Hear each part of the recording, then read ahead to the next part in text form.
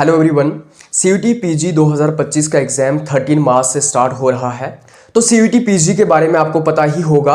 अगर आप ग्रेजुएशन के फाइनल ईयर में हैं या फिर आपकी ग्रेजुएशन हो गई है, तो अगर आपको मास्टर्स में एडमिशन लेनी है तो उसके लिए आपको सीयूटी पीजी देना पड़ता है। फॉर एग्जांपल, अगर आपको बड़ी यूनिवर्सिटीज़ में जाना है, जेएनयू के अंदर जाना है, डीयू के अंदर जाना है, या फिर अगर आप बनारस हिंदू यूनिवर्सिटी, बीएचयू जैसी बड़ी यूनिवर्सिटीज़ से अपनी मास्टर्स करना चाहते हैं, तो उसके लिए आपको सीयूटी पीजी का एग्जाम देना पड़ता है। तो मेनली हम इस लेक्चर के अंदर सीयूटी पीजी पॉलिटिकल साइंस का सिलेबस डिस्कस करेंगे। उसी के साथ साथ हम सिलेबस को पूरी तरीके से एनालाइज करेंगे और उसी के साथ साथ मैं आपको यह भी बताऊंगा कि सिलेबस के किस पार्ट से कितने क्वेश्चंस आते हैं और कहां पे हमारा सबसे ज्यादा फोकस होना चाहिए।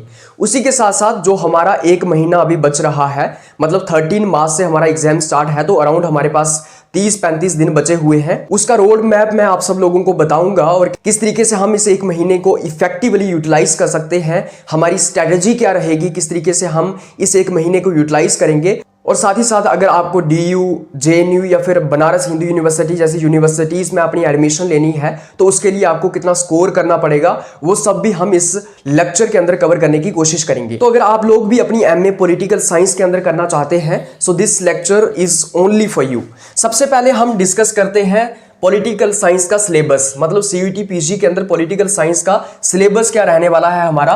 तो हमारा जो पॉलिटिकल साइंस का कोर्स कोड है या फिर सब्जेक्ट कोड है वो है HUQP18। अगर मैं सिलेबस की बात करूं तो सबसे पहले इसके अंदर वेस्टर्न पॉलिटिकल फिलॉसफी आता है, जिसके अंदर हमें प्लेटो को पढ़ना होगा, Aristotle, Machiavelli, Hobbes, Locke, Rousseau, JS Mill, Karl Marx और जॉन लॉक। ये जो हमारे पास 9 थिंकर्स हैं, इनको हमें इसके अंदर सबसे पहले पढ़ना है। उसके बाद हमारे पास यहाँ पे इंडियन पॉलिटिकल थॉट आता है, जिसके अंदर हम राजा राममोहन रॉय को पढ़ेंगे, सावरकर को पढ़ेंगे, गांधी को पढ़ेंगे, कौटिल्य को पढ़ेंगे, अंबेडकर को पढ़ेंगे। तो करीब 5 थिंकर्स यहाँ पे आते हैं। उसी के साथ साथ हमारे पास पॉलिटिकल थियरी आती है। तो पॉलिटिकल थियरी के अंदर हमारा लिबर्टी का कंसेप्ट है, इक्वालिटी का कंसेप्ट है, डेमोक्रेसी का कंसेप्ट है, जस्टिस है, ह्यूमन राइट्स है, सोवरेनिटी है, स्टेट है, सिटीजनशिप एंड जेंडर है, कंटेम्परेरी इश्यूज हैं और फेमिनिज्म की आइडियोलॉजी है। ये हमें पॉलिटिकल थियरी के अंदर पढ़ना है।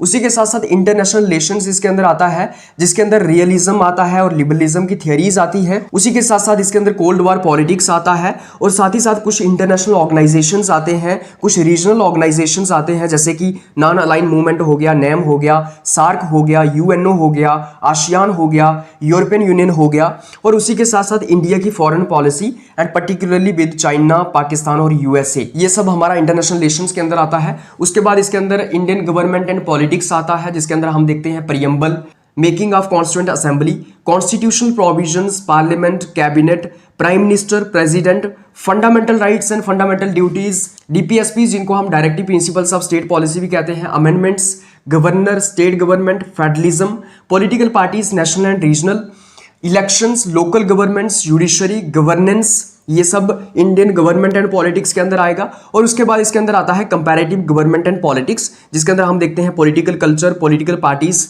Electoral systems, approaches and models, types of regimes.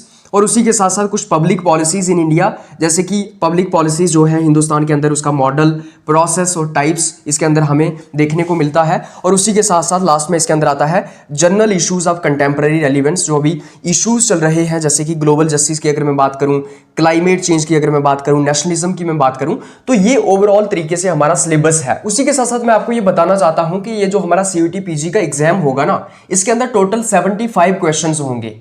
75 questions इसके अंदर होंगे। 300 मार्क्स का ये टोटल होगा, जिसके अंदर हर एक क्वेश्चन जो है 4 मार्क्स का होगा। और उसी के साथ साथ इसके अंदर नेगेटिव मार्किंग भी है। और ये जो 75 क्वेश्चंस हैं, ये सारे के सारे पॉलिटिकल साइंस से ही पूछे जाएंगे। ऐसा नहीं है कि इंग्लिश से या कंप्रहेंशन, ये सब नहीं पूछा जाएगा। सारे के सारे क्वेश्चंस 75 के 75 क्वेश्चंस जो है वो पॉलिटिकल साइंस से पूछे जाएंगे। 300 मार्क्स का ये आपका एग्जाम होगा और ये होगा 90 मिनट्स का, मतलब कि आप कह सकते हैं कि 1.5 घंटे का आपका ये एग्जाम होगा। तो अगर मैं वेस्टर्न पॉलिटिकल फिलॉसफी की बात करूं, जिसके अंदर ये 9 थिंकर्स आते हैं, इसमें से अराउंड 15 क्वेश्चंस जो है हर साल पूछे जाते हैं। Around 15 questions.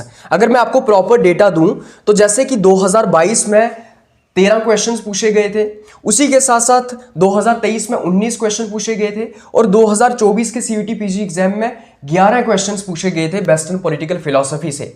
So on an average आप ये कह सकते हैं कि 15 के आसपास क्वेश्चंस जो हैं वो वेस्टर्न पॉलिटिकल फिलॉसफी से पूछे जाते हैं।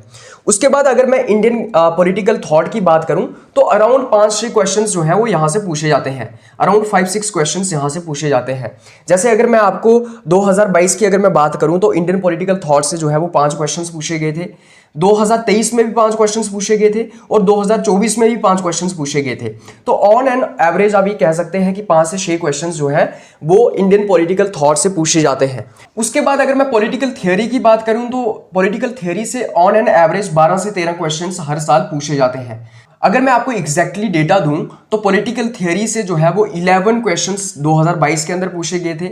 उसके बाद 14 क्वेश्चंस 2023 के अंदर पूछे गए थे और 2024 के अंदर जो है 11 क्वेश्चंस पूछे गए थे पॉलिटिकल थियोरी से। उसके बाद हमारे पास इंटरनेशनल रिलेशंस आता है। इंटरनेशनल रिलेशंस से on an average 15 to 16 questions जो हैं वो पूछे जाते हैं। 15 to 16 क्वेश्चन। अगर मैं एग्जैक्टली आपको डेटा दूं तो जैसे कि इंटरनेशनल रिलेशंस से 2022 के अंदर 13 क्वेश्चंस पूछे गए थे, 2023 के अंदर 15 क्वेश्चंस पूछे गए थे और 2024 के अंदर 23 क्वेश्चंस पूछे गए थे। तो इस तरीके से हम कह सकते हैं कि इंटरनेशनल रिलेशंस से अराउंड 15 से 16 या 17 क्वेश्चंस जो हैं वो हर साल पूछे जाते हैं। उसके बाद अगर मैं इंडियन गवर्नमेंट एंड पॉलिटिक्स की बात करूं तो on an average Indian government and politics से जो है वो 16 to 17 क्वेश्चंस जो है वो पूछे जाते हैं। 16 to 17 क्वेश्चंस। अगर मैं स्पेसिफिकली अगर आपको बताऊं तो 2022 में इंडियन गवर्नमेंट एंड पॉलिटिक्स से जो है वो 19 क्वेश्चंस पूछे गए थे, 2023 में 17 क्वेश्चंस पूछे गए थे और 2024 में 15 क्वेश्चंस पूछे गए थे। तो ऑन एन एवरेज हम ये कह सकते हैं कि 16-17 क्वेश्चंस जो हैं वो इंडियन गवर्नमेंट एंड पॉलिटिक्स से पूछे जाते हैं। उसके बाद अगर मैं कंपैरेटिव गवर्नमेंट एंड पॉलिटिक्स की बात करूं तो ऑन एन एवरेज 5 से 6 क्वेश्चंस यहां से भी पूछे जाते हैं। 5 से 6 क्वेश्चंस। अगर एग्जैक्टली मैं आपको बताऊं तो 6 क्वेश्चंस 2022 में पूछे गए थे, 5 क्वेश्चंस 2023 में और 5 क्वेश्चंस 2024 में पूछे गए थे। उसके बाद अगर मैं पब्लिक पॉलिसीज की बात करूं, पब्लिक पॉलिसीज इन इंडिया की बात करूं तो ऑन एन एवरेज जो है वो 1 से 2 क्वेश्चन जो है वो पब्लिक पॉलिसीज इन इंडिया से पूछा जाता है। जैसे कि अगर मैं 2022 की बात करूं तो 2 क्वेश्चंस पूछे गए थे, 2023 में एक भी क्वेश्चन नहीं पूछा गया था और 2024 में भी 2 क्वेश्चंस पूछे गए थे। उसके बाद हमारे पास आता है general issues of contemporary relevance. ये जो general issues of contemporary relevance है ऑन एन एवरेज 2 से 3 क्वेश्चंस यहां से भी पूछे जाते हैं। 2 से 3 क्वेश्चंस, राइट। अगर मैं स्पेसिफिकली आपको बताऊं तो general issues of contemporary relevance जो है यहां से 2022 के अंदर 6 क्वेश्चंस पूछे गए थे, 6 क्वेश्चंस पूछे गए थे। 2023 के अंदर एक भी क्वेश्चन नहीं पूछा गया था और 2024 के अंदर जो है वो 3 क्वेश्चंस पूछे गए थे। तो इस तरीके से हम देखते हैं कि हमारे जो अलग अलग टॉपिक्स हैं पॉलिटिकल साइंस के सिलेबस के अंदर, सीवीटी पीजी के पॉलिटिकल साइंस के सिलेबस के अंदर उनकी वेटेज मैंने आपको बता दी है। तो हमारा सबसे मेन इंपॉर्टेंट जो हमारे टॉपिक्स हैं वो है वेस्टर्न पॉलिटिकल फिलॉसफी, जहां से 15-16 क्वेश्चंस पूछे जाते हैं हर साल। इंडियन पॉलिटिकल थॉट 5-6 क्वेश्चंस यहां से पूछे जाते हैं। पॉलिटिकल थियरी 12-13 क्वेश्चंस यहां से पूछे जाते हैं। इंटरनेशनल रिलेशंस 15-16 क्वेश्चंस यहां से पूछे जाते हैं और Indian government and politics 16-17 questions यहां से पूछे जाते हैं।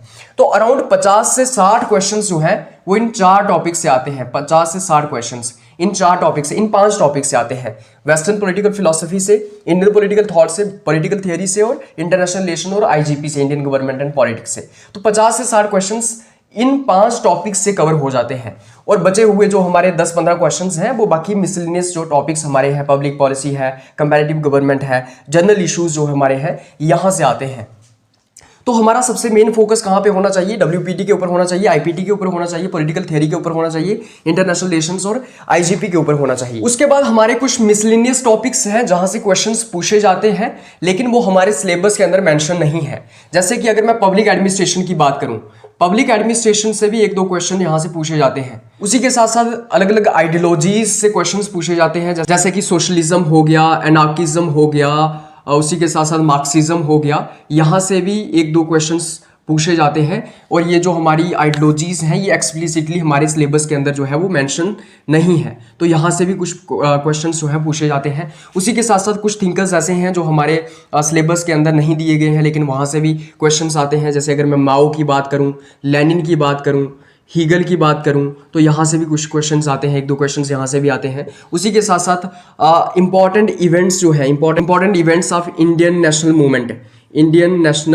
मूवमेंट, तो यहाँ से भी 1-2 क्वेश्चंस आते हैं और ये हमारे सिलेबस के अंदर एक्सप्लिसिटली मेंशन नहीं है। तो कुछ ये मिसलेनियस टॉपिक्स हैं जैसे पब्लिक एडमिनिस्ट्रेशन, आइडियोलॉजीज होगी, सोशलिज्म, नार्किज्म, मार्क्सिज्म, माओ, लेनिन, हेगल, इंपॉर्टेंट इवेंट्स जो है इंटरनेशनल मूवमेंट के, इंडियन नेशनल मूवमेंट के, यहाँ से भी कुछ क्वेश्चंस आते हैं। 3-4 क्वेश्चंस इन सब टॉपिक्स से भी आते हैं, 3-4 क्वेश्चंस यहाँ से भी आते हैं जो कि हमारे सिलेबस में ये एक्सप्लिसिटली मेंशन नहीं किए गए हैं। उसके बाद हम बात करते हैं types of questions asked, right, किस तरीके के क्वेश्चंस पूछे जाते हैं। तो इसके अंदर हम देखते हैं कि जो अलग अलग हमारे थिंकर्स हैं, जो थिंकर्स के वर्क्स हैं या उनकी जो बुक्स हैं, वहाँ से क्वेश्चंस पूछे जाते हैं। थिंकर्स बुक्स या फिर जो उनके वर्क्स हैं, उनकी जो अकेडमीज हैं, उनका जो कंट्रीब्यूशन है, वहाँ से क्वेश्चंस पूछे जाते हैं। उसी के साथ साथ मैच द फॉलोइंग जैसे क्वेश्चंस पूछे जाते हैं, मैच द फॉलोइंग आता है। क्रोनोलॉजी बेस्ड क्वेश्चंस आते हैं, क्रोनोलॉजी बेस्ड जैसे आपको अलग अलग इवेंट्स दे दिए जाएंगे और बताया जाएगा कि इसको क्रोनोलॉजिकली आप अरेंज करो। इसी के साथ साथ हम देखते हैं कि स्टेटमेंट बेस्ड क्वेश्चंस आते हैं, स्टेटमेंट बेस्ड क्वेश्चंस आते हैं। उसी के साथ साथ रीजन असर्शन बेस्ड क्वेश्चंस आते हैं। तो इस तरीके से हम देखते हैं कि ये एक तरीके का पैटर्न है या इस तरीके से क्वेश्चंस पूछे जाते हैं। तो बेसिकली जो थिंकर्स हैं, अलग अलग थिंकर्स हैं, अगर मैं प्लेटो की बात करूं, मैं अरिस्टोटल की बात करूं, उन्होंने कौन सी किताबें लिखी हैं, कौन सी अकेडमी उन्होंने फाउंड की है। उसी के साथ साथ जैसे अगर मैं कोल्ड वॉर की बात करूं तो आपको अलग अलग इवेंट्स दे दिए जाएंगे कोल्ड वॉर के अंदर, और कहा जाएगा कि इनको क्रोनोलॉजिकली अरेंज करो। जैसे कोरियन वॉर कब हुई, उसके बाद अफगानिस्तान वॉर कब हुई, क्यूबन मिसाइल क्राइसिस कब हुआ। इसी तरीके से अगर मैं इंटरनेशनल ऑर्गेनाइजेशंस की बात करूं तो जो हमारे इंटरनेशनल ऑर्गेनाइजेशंस हैं, यूएनओ है, नॉन अलाइन मूवमेंट है, इनका फॉर्मेशन कब हुआ, इनको कब फाउंड किया गया, इनके हेडक्वार्टर्स कहाँ पे हैं, इनके अंदर कितने मेंबर्स हैं, इस तरीके के क्वेश्चंस आपसे पूछे जाते हैं। तो ये एक तरीके का पैटर्न रहता है या फिर इस तरीके से क्वेश्चंस जो है वो सीयूटी पीजी पॉलिटिकल साइंस के अंदर पूछे जाते हैं। उसी के साथ साथ जो हमारा 2024 में सीयूटी पीजी का एग्जाम हुआ, पॉलिटिकल साइंस का सीयूटी पीजी हुआ, उसके अंदर जो है वो अराउंड 80% क्वेश्चंस जो थे वो फैक्चुअल थे। 80% क्वेश्चंस जो थे वो क्या थे, फैक्चुअल थे। और मैं कह सकता हूँ कि 20% क्वेश्चंस जो थे वो कंसेप्चुअल थे। तो मेनली जो है वो आपका पेपर फैक्चुअल बेसिस पे रहता है, मतलब कि मेनली आपसे फैक्चुअल चीज़ों के बारे में पूछा जाता है, थिंकर्स की बुक्स के बारे में पूछा जाता है, क्रोनोलॉजी के बारे में पूछा जाता है। तो मेनली फैक्ट्स के ऊपर जो है वो बेस्ड होता है सीयूटी पीजी का एग्जाम। अराउंड 20-30% कंसेप्चुअल भी रहता है, लेकिन ज़्यादा फोकस जो है वो फैक्ट्स के ऊपर होता है। तो 70-80% जो है वो आपका फैक्ट बेस्ड जो है वो सीयूटी पीजी का ये जो पॉलिटिकल साइंस का पेपर है ये रहता है। उसी के साथ साथ अगर आपको जेएनयू के अंदर एडमिशन लेनी है, जेएनयू के अंदर, तो आपको 250 प्लस स्कोर करना पड़ेगा। अगर आप जनरल कैटेगरी से हैं तो आपको 250 प्लस स्कोर करना पड़ेगा जेएनयू के लिए। टोटल कितने मार्क्स होते हैं, 300 मार्क्स होते हैं। उसके बाद अगर आपको बीएचयू के अंदर जाना है, बनारस हिंदू यूनिवर्सिटी में अगर आपको मास्टर्स करनी है, तो ऑन एन एवरेज आपका जो है वो 235 प्लस आपका स्कोर होना चाहिए सीयूटी पीजी के अंदर। अगर आपको डीयू के अंदर जाना है, और अगर आपको डीयू के अंदर जाना है तो 230 से लेके 235 के अराउंड जो है वो आपके मार्क्स होने चाहिए। तो ये आपका स्कोर होना चाहिए, तभी आप इन यूनिवर्सिटीज़ के अंदर जो है वो एडमिशन हासिल कर सकते हैं। और पर्टिकुलरली अगर आपको जेएनयू के अंदर जाना है तो आपका 250 प्लस जो है वो स्कोर होना चाहिए, तभी आप जेएनयू के अंदर एडमिशन ले सकते हैं। तो ये एक जनरल ओवरव्यू था पॉलिटिकल साइंस के सिलेबस का, सीयूटी पीजी पॉलिटिकल साइंस के सिलेबस का। उसके साथ साथ हमने सिलेबस को डिस्कस किया। उसी के साथ साथ मैंने आपको ये बताया कि कहाँ से कितने क्वेश्चंस पूछे जाते हैं, कहाँ पे आपका सबसे ज़्यादा फोकस होना चाहिए। तो आपका फोकस जो है वो इंटरनेशनल रिलेशंस के ऊपर होना चाहिए, पॉलिटिकल थियरी के ऊपर होना चाहिए, वेस्टर्न पॉलिटिकल थॉट के ऊपर होना चाहिए, इंडियन पॉलिटिकल थॉट के ऊपर होना चाहिए, और Indian government and politics. In 5 topics के ऊपर सबसे ज़्यादा आपका फोकस होना चाहिए। अभी हमारे पास 1 महीना बचा हुआ है, तो इस 1 महीने को हम इफेक्टिवली यूटिलाइज करेंगे। तो हम मेन अपना फोकस जो है वो फैक्ट्स के ऊपर रखेंगे, और मैं आपके लिए कुछ फैक्ट बेस्ड सीरीज लेके आऊँगा, फैक्ट बेस्ड सीरीज लेके आऊँगा यूट्यूब के ऊपर, जहाँ पे हम ये जो 80% फैक्चुअल पार्ट है इसको कवर करने की कोशिश करेंगे। तो जितने भी हमारे हम WPT से स्टार्ट करेंगे, वेस्टर्न पॉलिटिकल थॉट से स्टार्ट करेंगे, और अलग अलग थिंकर्स की जो किताबें हैं, उनके जो वर्क्स हैं, उनके जो इंपॉर्टेंट कंट्रीब्यूशंस हैं लाइफ के अंदर, उनको हम इन सीरीज के अंदर कवर करने की कोशिश करेंगे, ताकि हमारा जो 80% वाला ये जो पोर्शन है, ये जो फैक्ट बेस्ड पोर्शन है, इसको हम कवर कर लें। तो हम फैक्ट बेस्ड सीरीज मैं YouTube चैनल पे स्टार्ट करूंगा। तो हम अलग अलग थिंकर्स को पढ़ेंगे। सबसे पहले हम WPT से स्टार्ट करेंगे, फिर हम इंडियन पॉलिटिकल थॉट के ऊपर आएंगे, उसके बाद हम पॉलिटिकल थियरी को कवर करेंगे, फिर इंटरनेशनल रिलेशंस को कवर करेंगे, फिर इंडियन गवर्नमेंट एंड पॉलिटिक्स को कवर करेंगे। और इस तरीके से जो हमारा फैक्चुअल पार्ट होगा वो मैं यहाँ पे कवर करने की कोशिश करूंगा। बाकी जो कंसेप्चुअल वाला पार्ट है उसको भी हम कवर करने की कोशिश करेंगे, और कंसेप्चुअल पार्ट जो है वो मेरे YouTube चैनल पे ऑलरेडी कवर हो चुका है। जैसे अगर मैं कंपैरेटिव पॉलिटिक्स की बात करूं तो मेरे यूट्यूब चैनल के ऊपर जो है पॉलिटिकल कल्चर के ऊपर जो टाइप्स ऑफ रेजीम्स होती हैं, अथॉरिटेरियनिज्म, जो हमारा इलेक्टोरल सिस्टम्स हैं, proportional representation, territorial representation, functional representation, वो ऑलरेडी कवर्ड है। तो कंसेप्चुअल पार्ट तो ऑलरेडी कवर्ड है मेरे यूट्यूब चैनल के ऊपर। जैसे इंटरनेशनल ऑर्गेनाइजेशन की मैं बात करूं तो यूरोपियन यूनियन जो है, नॉन अलाइन मूवमेंट जो है, सार्क जो है, ये जो कंसेप्चुअल पार्ट है ये ऑलरेडी कवर्ड है।